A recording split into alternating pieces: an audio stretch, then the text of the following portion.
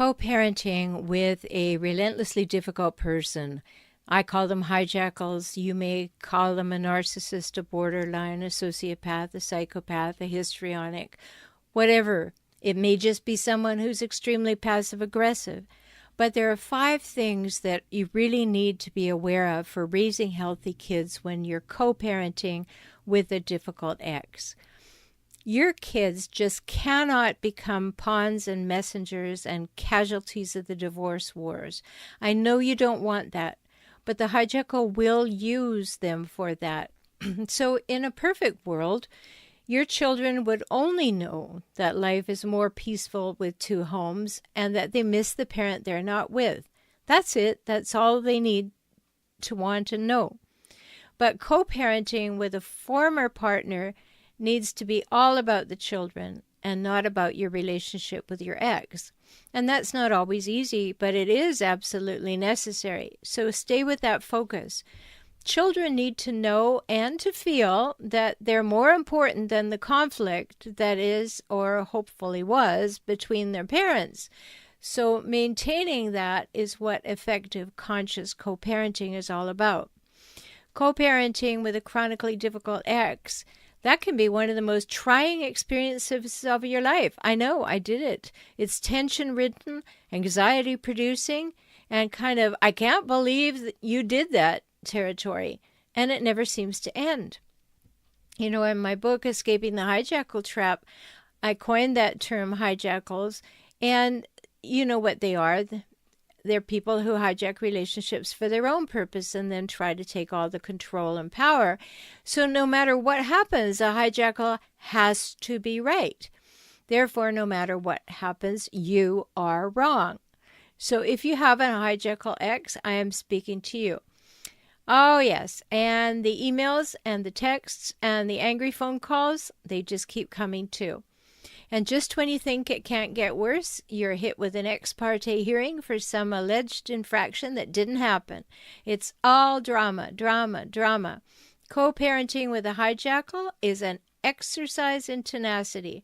How long can you hang on and hang in? You're pushed to the edge of reason and then pushed again. The hijackal specializes in catching you off guard and keeping you out of the loop. I'm sure you've noticed that. Then when you think there is a lull, you're hoping there's a lull, you're hoping for peace, another emotional storm erupts and you become the devil in disguise. The children are terribly caught. Whom do they please? Whom do they believe? Where is their allegiance? Where are they safe? Big questions for little people. In a hijackal-free relationship, both people realize that it's unnecessary and unkind to expose the children to adult relationship issues. When you co-parent well, you eliminate exposing the children to them.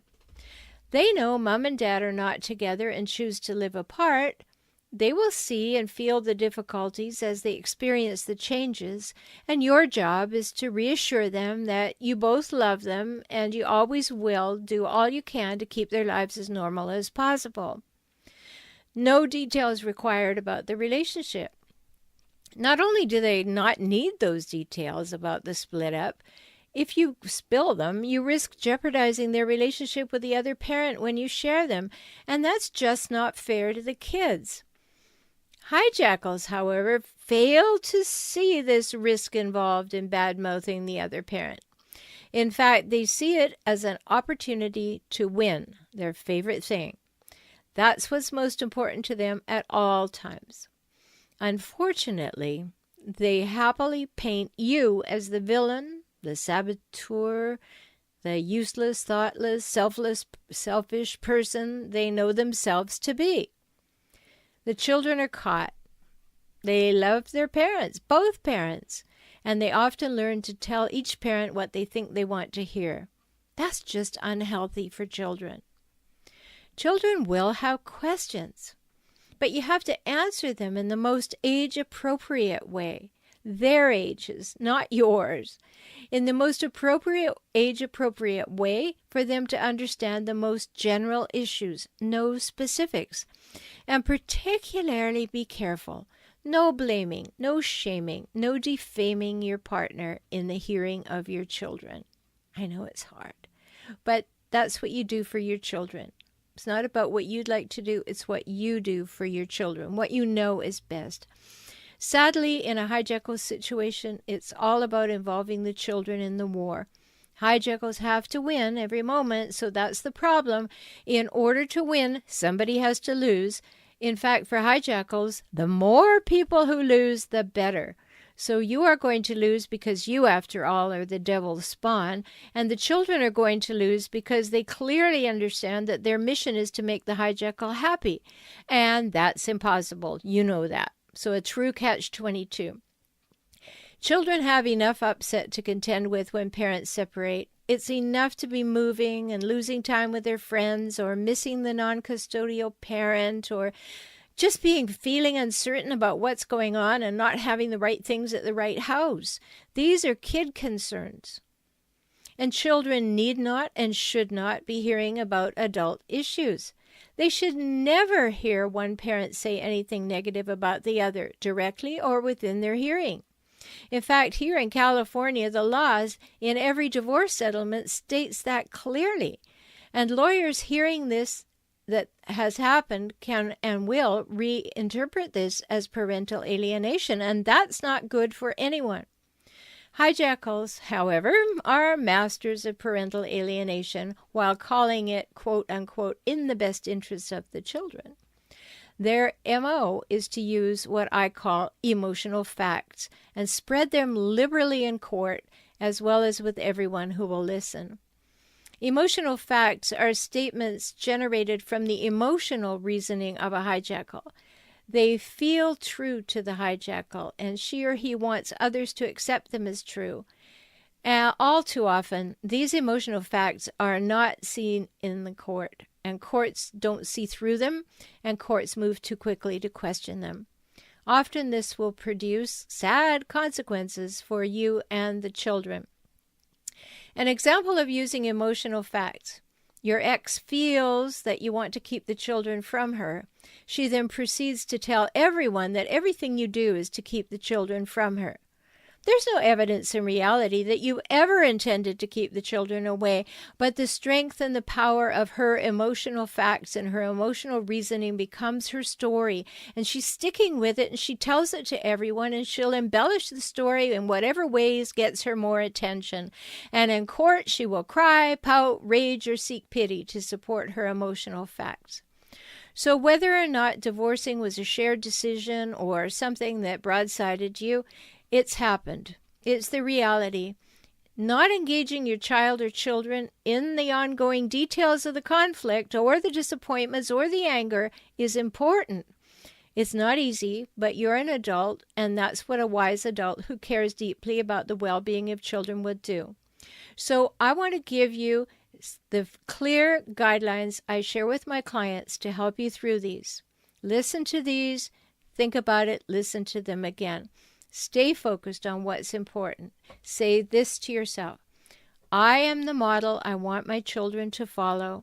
Therefore, everything I do and say demonstrates whom I want my children to become. I communicate with my ex in a way that I want to be communicated with. I choose collaboration and conversation over conflict and acrimony. I focus on my children and what keeps them healthy, physically, mentally, and emotionally. That includes doing what is in their best interests first.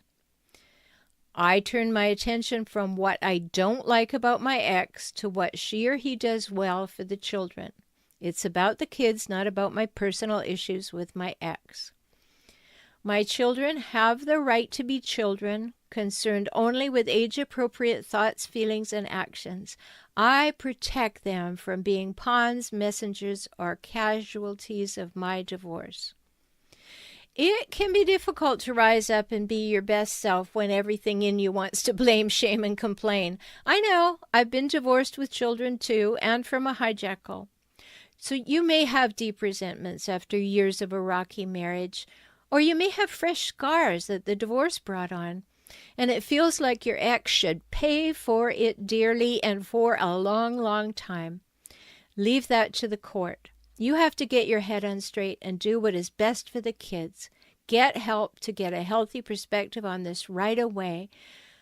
No matter how difficult it is or how frequently you have to remind yourself, put the health and well-being of your children first. That means your love for your children is stronger than your loathing of your partner and the divorce process. When you keep that top of mind, you will be able to master successful co-parenting. It won't be comfortable, but you can do it and give your children the best emotional environment in which to thrive. They deserve that. After all, they didn't ask for a divorce. For more tips, be sure to subscribe to my weekly tips for relationships.